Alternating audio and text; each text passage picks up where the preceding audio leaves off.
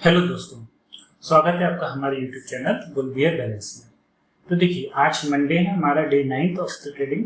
तो आज मार्केट ने कुछ हद तक कह सकते हैं वन साइडेड मोमेंटम दिया था विद अ लिटिल ट्विस्ट।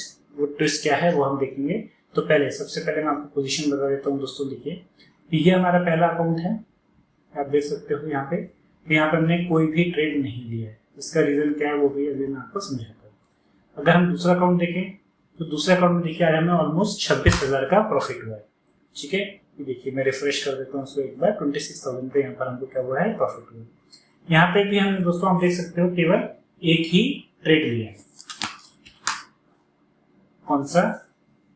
22,500 का सी। तो ये एक ट्रेड हमने लिया है। तो इसके पीछे क्या लॉजिक था वो हम यहाँ स्टेप बाय स्टेप डिस्कस करेंगे। तो आइए मैं डायरेक्टली ले चलता हूँ चार्ट्स में आपको।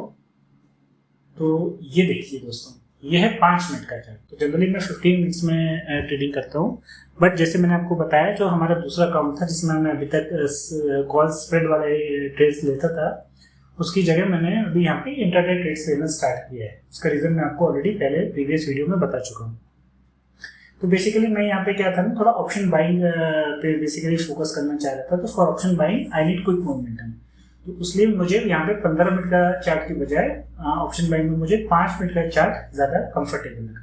और जनरली स्ट्रॉन्ग मोमेंटम जो हमें क्विक ट्रेड्स मिलते हैं वो हमें स्मॉलर टाइम फ्रेम में जल्दी मिलते हैं फॉर फास्टर ट्रेड्स। तो देखिए क्या था, अगर मैं आपको बताऊं आज मार्केट क्या हुआ, थोड़ा सा गैप अप ओपन हुआ। इस पॉइंट से आप देखोगे इस पॉइंट पे गैप अप ओपन हुआ। इसका ये जो दोस्तों प्रीवियस हाई है ये वाला, यहीं से इसने क्या लिया, एक सपोर्ट लिया। मैं थोड़ा सा अच्छे से बनाता हूं ताकि आपको क्लियर हो। ये जो इसका प्रीवियस हाई है, यहां पे इसने क्या किया, एग्जैक्टली वहीं पे सपोर्ट लिया और वहां से एक अच्छा पुल बैक लिया। बट क्योंकि ये बॉक्स में था तो यहाँ पे हमने कोई एक बुलिश ट्रेड नहीं प्लान किया, बट वी आर वेटिंग। मैं वेट कर रहा था। इस पॉइंट पे आके यहां से रेजिस्टेंस मिला, यहां से नीचे गया, फिर एक ऊपर की तरफ ब्रेकआउट दिया। तो ये एक अच्छा ट्रेड था, बट नेक्स्ट कैंडल में क्या था ना, इसका हाई क्रॉस नहीं किया। तो मैं थोड़ा सा स्केप्टिकल था ये ट्रेड लू के लिए। हमने ट्रेड कहाँ लिया दोस्तों वो मैं आपको बताता हूँ। देखिए हमने ट्रेड कहाँ लिया, इसको थोड़ा सा बता देता हूँ, थोड़ा सा इसको जूम करता हूँ। हमने ट्रेड दोस्तों कहाँ लिया था, इस कैंडल पे लिया था। इस कैंडल पे आप देख सकते हैं जो ग्रीन कैंडल है यहाँ पे, क्योंकि ऊपर की तरफ इस लेवल पे ब्रेकआउट भी मिला और नेक्स्ट कैंडल ने इसका हाई भी ब्रेक किया। और हमारा जो एसएल था वो हमने कहा रखा, एसएल हमने दोस्तों इसके नीचे, ये जो लास्ट वीडियो में यहाँ पे, और आप देख सकते हो यहाँ पे उसके बाद हमें एक अच्छा मोमेंटम मिला।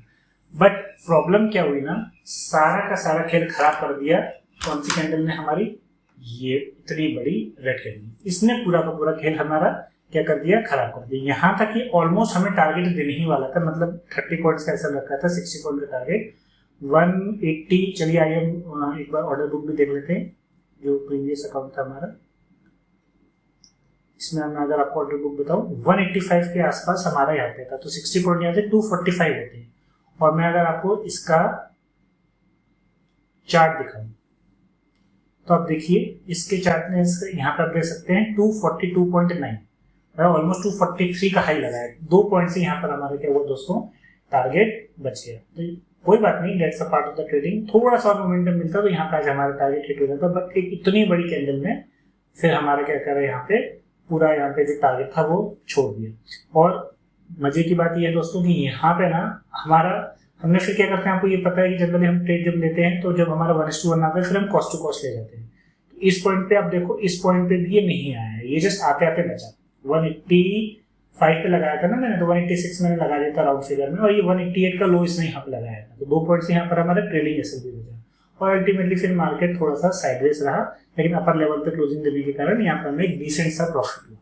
But that's okay, profit and loss are part of the trading. But बताना मैं आपको ये चाह रहा था कि इस पॉइंट पे आप देख सकते हो एक तरीके का मॉर्निंग स्टार भी बना यहाँ पे, एक रेड कैंडल, फिर एक डोजी और फिर एक बुलिश कैंडल, और नेक्स्ट कैंडल ने सा हाई भी ब्रेक किया। और ये बिल्कुल हमारा ये जो सपोर्ट था ना इसके ऊपर था। कायदे से दोस्तों हम देख सकते थे ना, सबसे अच्छा ट्रेड क्या होता, अगर मैं थोड़ा सा इसको और पीछे करूं, जैसे मैंने आपको बताया ये जो हमारा प्रीवियस सपोर्ट था, ये वाला जो हमारा प्रीवियस सपोर्ट था, इसके पास जब एक बुलिश कैंडल बनी तो एग्रेसिव ट्रेडर्स जो होते हैं ना वो यहाँ पे इस कैंडल पे क्या कर सकते थे, ट्रेड ले सकते थे, नीचे इसके ऐसे लगाते और यहाँ पे उनको एक बहुत अच्छा मोमेंटम मिलता। But any how that is not our trading plan, ये हमारे ट्रेडिंग प्लान में नहीं था, इसलिए हमने ये वाला ट्रेड एग्जीक्यूट नहीं किया। तो यहाँ पर निफ्टी में हमने ट्रेड जो मिला। और अगर मैं बात करूँ दूसरी जगह तो हमें और कोई दूसरा ट्रेड देखने को नहीं मिला। बैंक निफ्टी बता देता हूँ 5 मिनट के टाइम फ्रेम में। देखिए तो ये मार्केट कहाँ से स्टार्ट हुआ है, ये मार्केट यहाँ से स्टार्ट हुआ, बॉक्स में हुआ और मोस्ट ऑफ द टाइम आप देख सकते हो ये इसी रेंज में रहा, इसी रेंज में। और आप देख सकते हो ऊपर की तरफ इसने ब्रेकआउट दिया, बट यहाँ पे हमने ट्रेड नहीं लिया। क्यों? वही दोस्तों, जो हमारा प्लान है हम उसी के अकॉर्डिंग ट्रेड लेते हैं। तो अगर हमने यहाँ बैंक निफ्टी में ट्रेड लिया होता तो डेफिनेटली यहाँ हमारा एक एसएल हो जाता। डेफिनेटली आप कह सकते हो कि 10,000 का एसएल होता तो ठीक है, वो कोई बहुत बड़ी चीज नहीं है। बट ये ट्रेड क्यों नहीं लिया, उसके पीछे का लॉजिक क्या था कि डेफिनेटली यहाँ पर मुझे एक बुलिश कैंडल बनी, लेकिन जो नेक्स्ट कैंडल है दोस्तों आप देख सकते हो इसने इसका हाई क्रॉस नहीं किया और फिर एक नीचे की तरफ पुल बैक आया। डेफिनेटली फिर एक दूसरी कैंडल ने भी इसका मतलब एक बुलिश कैंडल बनी, यहाँ पर भी एक बुलिश कैंडल बनी ये वाली, बट अगेन इस कैंडल ने इसका हाई ब्रेक किया। तो थोड़ा सा डाउटफुल था बैंक निफ्टी और मेरा डाउट बिल्कुल सही था, ये कैंडल पूरा हमारा गेम बजा के चली जाती अगर हम यहाँ पर बैंक निफ्टी में ट्रेड लेते। तो that's why patience is more important. मैंने आपको पहले ही कहा है मार्केट में ना 10% बाइंग होती है, 10% सेलिंग होती है, 80% इज द वेटिंग गेम। आज हमें वेट करने का यहाँ पर बेनिफिट मिला। अच्छा देखिए अब आप बोल सकते हो कि यहाँ पे जो मैंने ट्रेड्स लिए थे कौन सा था, ये निफ्टी का मैं आपको बता रहा था, यहाँ पर सिर्फ अभी हमने कैंडल के बेसिस पे ट्रेड लिया नहीं। आपको अगर पता हो मैं 20 दिन का और 50 दिन का मूविंग एवरेज भी देखता हूँ, हालांकि मुझे यहाँ देखने की जरूरत नहीं पड़ती क्योंकि मुझे पता था मार्केट ऑलरेडी अपट्रेंड में है, तो ये मूविंग एवरेज तो हमें सपोर्ट करेंगे ही करेंगे। तो यहाँ पे हमें एक्चुअल कंफर्मेशन की जरूरत नहीं पड़ी, तो इसलिए यहाँ पर हमने डायरेक्टली ट्रेड ले लिया था। ठीक है, तो बैंक निफ्टी का भी मैंने आपको बताया। आइए हम फिन निफ्टी का देख लेते हैं। फिन निफ्टी में भी सेम वही प्रॉब्लम कि मार्केट स्टार्ट हुआ यहाँ पे और पूरे दिन भर ये इसी बॉक्स में रहा। यहाँ पे भी देखिए ब्रेकआउट दिया, नेक्स्ट कैंडल ने इसका हाई भी ब्रेक किया, बट हमने यहाँ पे ट्रेड नहीं लिया। क्यों ट्रेड नहीं लिया? अच्छा यहाँ ट्रेड क्यों नहीं लिया, यहाँ तो सारी कंडीशन फुलफिल हो रही थी, लेते तो हम यहीं पे निकल लेते। यहाँ पे ट्रेड इसलिए नहीं लिया क्योंकि आप देख सकते हो कि यहाँ जो मार्केट का मोमेंटम आया था ना दोस्तों, इस लो से यहाँ हाई तक उसने मतलब एक सीधे में मोमेंटम दिया है बिना किसी रिट्रेसमेंट के या बिना किसी कंसोलिडेशन के। जब मार्केट एक सीध में मोमेंटम देता है विदाउट कंसोलिडेशन, हाँ इस लेवल पे आके थोड़ा सा मार्केट कंसोलिडेट करता और फिर ब्रेकआउट देता तो ये ज्यादा हेल्दी ब्रेकआउट होता, उसमें भले हमारा ऐसा रेट हो जाता। बट लेकिन यहाँ पे क्योंकि डायरेक्ट मोमेंटम हुआ है ना, भले इसने हाई भी ब्रेक किया लेकिन यहाँ पे हमने ट्रेड नहीं लिया क्योंकि ये कंसोलिडेशन नहीं हुआ था। तो that is basically the price action जो आपको सीखना पड़ेगा कि ऐसा नहीं है कि आप अपने रूल्स को लेकर स्ट्रिक्ट हो जाओ। यहाँ पे अगर मैं मूविंग एवरेज देखूंगा तो देखना दोस्तों ये भी मूविंग एवरेज जो है बिल्कुल आपके फेवर में होगा। आप देख सकते हो ये दोनों मूविंग एवरेज ऊपर की तरफ है। और चलिए मैं कंफर्मेशन दे देता हूँ विलियम्स परसेंट आर इंडिकेटर से, और वो भी देखना मोस्ट प्रोबेबली ये ऊपर की तरफ होगा, मोस्ट प्रोबेबली, मैं श्योर नहीं हूँ। चलिए आइए देखते हैं। ये देखिए परसेंट विलियम आर इंडिकेटर बता देता हूँ मैं 5 मिनट में जो हमारा यहाँ पर ब्रेकआउट आया था। तो ये देखिए इस पॉइंट पे आप देखिए क्या है इसकी वैल्यू -2, वेल अबव -20 के ऊपर। तो ये तो परफेक्ट ट्रेड था हमारे लेने का। बट नहीं, सेम ट्रेड देखो दोस्तों निफ्टी में हमने लिया था, यहाँ पे कौन सा ये ट्रेड लिया था सेम, ये भी बिल्कुल थोड़ा सा ऊपर बना, ऐसा नहीं है। बट ये ट्रेड क्यों ज्यादा प्रोबेबल था, क्योंकि क्या हुआ मार्केट ऊपर हुआ गैप अप, फिर नीचे की तरफ सपोर्ट लिया जो प्रीवियस सपोर्ट था मैंने आपको बताया, फिर ऊपर की तरफ गया, मार्केट नीचे आया। मतलब यहाँ क्या हो रहा है, मार्केट ने मोमेंटम दिया, फिर एक पुल बैक आया, फिर एक मोमेंटम दिया, फिर कंसोलिडेशन और फिर ब्रेकआउट। आप देख सकते हो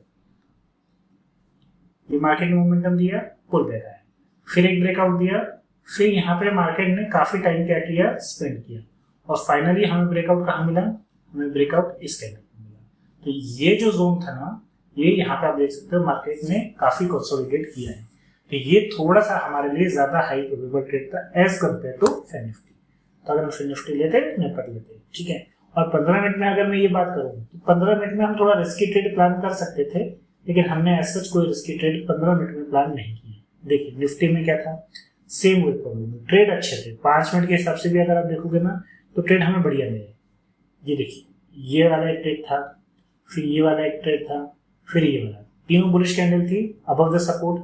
बट प्रॉब्लम कहाँ थी, प्रॉब्लम ये थी कि किसी भी नेक्स्ट कैंडल ने, ये वाले कैंडल की बात कर लो, चाहे इस कैंडल की बात कर लो, चाहे इस कैंडल की बात कर लो, किसी भी कैंडल ने इसका हाई ब्रेक नहीं किया था, और हुआ वो कि मार्केट धीरे धीरे करके ऊपर की तरफ जाता है। लेकिन अल्टीमेटली क्या होता है दोस्तों, अगर हम लेते तो भी क्या होता है, यहाँ पे हमारा कॉस्ट निकल जाता है, या अपर लेवल पे क्लोजिंग देने की वजह से हमें प्रॉफिट ही होता। बट जैसे हमने फिन निफ्टी में ट्रेड नहीं लिया तो वहां हमारा एसएल बच गया, यहाँ पे जरूर हम ये कह सकते हैं कि हमारा प्रॉफिट बच गया। लेकिन देखिए दोस्तों, प्रॉफिट और लॉस को ध्यान में रखते हुए हम ट्रेड नहीं लेते। हमारा प्राइस एक्शन या जब हमारे जो रूल्स जो हमने बनाए हैं या जो हमने प्लान बनाया है उसके अकॉर्डिंग जब हमारा ट्रेड आता है तो हम ट्रेड लेते हैं। फिन निफ्टी में इस प्लान के अकॉर्डिंग हमने जो बनाया था वहां हमने अपना एसएल बचा लिया। यहाँ जरूर हमें एक प्रॉफिट रह गया, बट ठीक है, हो सकता था कि मार्केट यहाँ से नीचे चले जाता।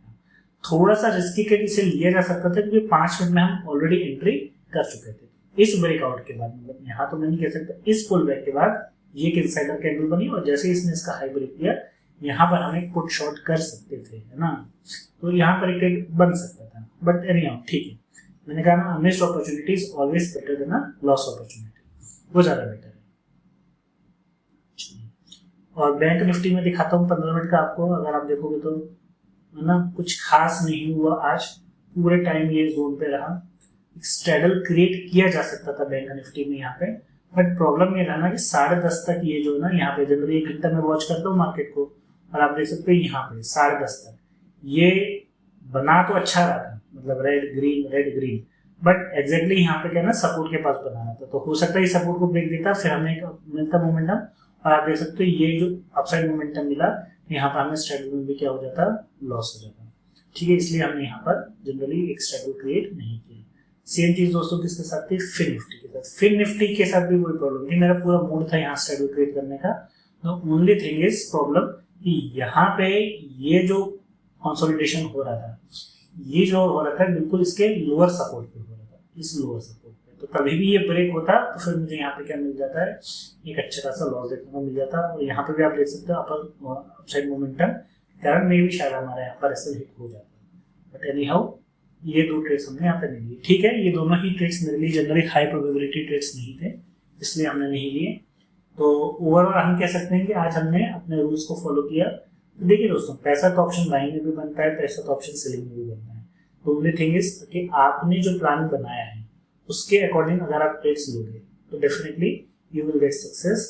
स्टिक टू योर प्लान, अपनी पोजीशन साइजिंग को उस हिसाब से रखिए, और जो आपने एक प्लान बनाया है कंसिस्टेंसी के साथ हमेशा उस ट्रेड को लेते रहिए, तभी आप एक सक्सेसफुल ट्रेडर होगे।